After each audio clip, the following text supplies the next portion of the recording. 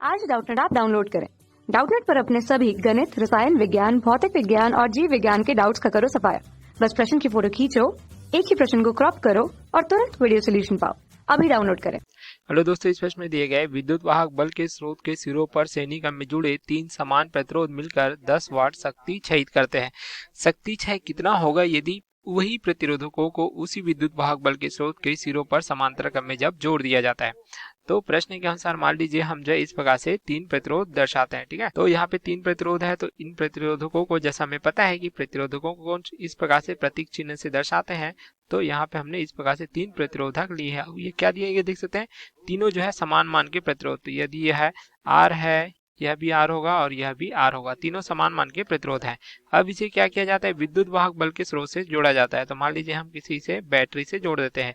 इस प्रकार से यह श्रेणीक्रम संयोजन हुआ। यह कौन सा संयोजन है, यह जो है श्रेणीक्रम संयोजन है। इस प्रकार से श्रेणीक्रम में जब हम जोड़ते हैं तो यहाँ पे जो कुल व्यय शक्ति होती है, मान लीजिए इस प्रकार से, मान लीजिए पहले प्रतिरोध के द्वारा व्यय शक्ति P1 है, दूसरे के द्वारा P2 है, तीसरे के द्वारा P3 है। तो यहाँ पे देखिए प्रश्न के अनुसार जब प्रतिरोध समान है तो शक्ति का मान भी क्या होगा, समान ही होगा, क्योंकि हमें पता है P जो होता है व्युत्क्रमानुपाती होता है प्रतिरोध के। इस प्रकार से तो जब प्रतिरोध बराबर है तो शक्ति भी सभी के लिए बराबर होगी। अर्थात हम कह सकते हैं कि जो पहले प्रतिरोध की 6 शक्ति, दूसरे प्रतिरोध की 6 शक्ति, तीसरे प्रतिरोध की 6 शक्ति, तीनों आपस में बराबर होंगे।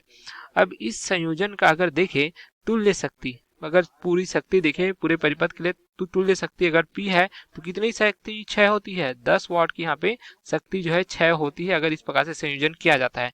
अब यहाँ पे जो 10 वाट की कुल शक्ति, इसका मान किस प्रकार से ज्ञात करेंगे, हमें पता है जो प्रतिरोध श्रेणीक्रम में होते हैं तो क्या हो जाएंगे, R1 धन R2 धन R3 के बराबर, और इनका कुल क्या होगा इस प्रकार से R के रूप में। लेकिन अब देखिए जो प्रतिरोध का व्युत्क्रम होता है यहाँ पे शक्ति, तो ये क्या हो जाएगा, R1 की जगह 1/P1 धन 1/P2 धन 1/P3। इस प्रकार से हम सूत्र का उपयोग करते हैं। बराबर क्या होगा, R जो है कुल प्रतिरोध है, तो यहाँ पे कुल शक्ति हमने दर्शाया हुआ है P के रूप में, जिसका मान 10 वाट दिया गया है। जब इस प्रकार से श्रेणीक्रम में जोड़ा जाता है तो ये क्या हो जाएगा, अगर मान रख देते हैं तो 1/P1 धन P2 का मान फिर 1/P1, क्योंकि आपस में सभी शक्ति बराबर है, तो 1/P1 बराबर 1/10 के बराबर, या हम इसे क्या लिख सकते हैं, 3/P1 बराबर 1/10। तो यहाँ से तिर्यक गुना जब करेंगे इस प्रकार से तो हमें क्या प्राप्त होगा, यहाँ से प्राप्त होता है प्रत्येक बल्ब की जो शक्ति है यह जो है 3 × 10 अर्थात 30 वाट के बराबर। तो यही जो है दूसरे प्रतिरोध की भी शक्ति होगी, उसी प्रकार से यही जो है तीसरे प्रतिरोध की भी शक्ति होगी। तो प्रत्येक प्रतिरोध की यहाँ पे शक्ति हमें ज्ञात हो जाती है। अब इन जो प्रतिरोधों को क्या किया जाता है, प्रश्न के अनुसार समांतर क्रम में जोड़ दिया जाता है। तो मान लीजिए हम इस प्रकार से जो तीनों प्रतिरोधों को जो पहले हमने श्रेणी क्रम में जुड़ा हुआ था, अब यहाँ पे उसी स्रोत के साथ किसमें जोड़ देते हैं, इस प्रकार से समांतर क्रम में जोड़ देते हैं। यह संयोजन कौन सा कहलाता है, यह संयोजन समांतर क्रम या पास क्रम संयोजन कहलाता है, जब सभी प्रतिरोधों को पहले सिरे आपस में जुड़े होते हैं, दूसरे सिरे भी आपस में जुड़े होते हैं।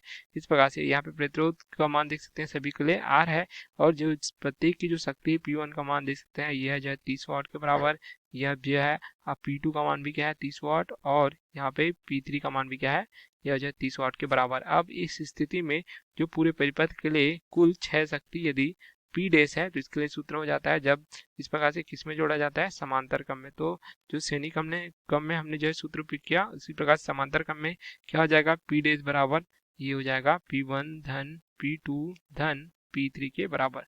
तो ऐसा क्यों होता है, क्योंकि अगर प्रतिरोधों के लिए देखें तो क्या हो जाता है 1/R1 धन 1/R2 धन 1/R3, ये जो है क्या होता है 1/R के बराबर। इसका व्युत्क्रम देखिए शक्ति होता है प्रतिरोध का व्युत्क्रम, तो ये हमें प्राप्त हो जाएगा P1 धन P2 धन P3 बराबर क्या हो जाएगा, इस प्रकार से कुल शक्ति P के बराबर। तो इसी प्रकार से इसी सूत्र की सहायता से हमने यहाँ पे जो है समांतर क्रम के लिए सूत्र लिखा हुआ है शक्तियों के लिए, तो ये हो जाएगा।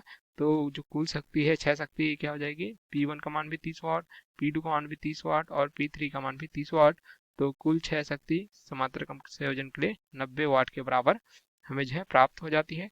तो यही हमें इस प्रश्न में पूछा गया था। पुनः देखते हैं यहाँ पे जो हमें इस प्रकार से 3 प्रतिरोध दिए गए थे, तो इन्हें जो है श्रेणी क्रम में जोड़ा जाता है, तो कुल 6 शक्ति 10 वाट की होती है। तो इसकी सहायता से हमने जो प्रत्येक प्रतिरोध के लिए 6 शक्ति का मान ज्ञात किया, जिसका मान हमें 30 वाट के बराबर प्राप्त हुआ। अब प्रश्न के अनुसार इन्हीं प्रतिरोधकों को जो है समांतर क्रम में जोड़ा जाता है, तो कुल 6 शक्ति पूछा गया था, तो कुल 6 शक्ति यहाँ पे 90 वाट के बराबर हमें प्राप्त हो जाएगी। Okay, thank you. कक्षा 6 से 12वीं से लेकर नीट, IIT, JEE वो एडवांस के लेवल तक 1 करोड़ से ज्यादा छात्रों का भरोसा। आज ही डाउनलोड करें डाउटनेट ऐप या व्हाट्सएप करें अपने सारे डाउट्स 8400 400 400 पर।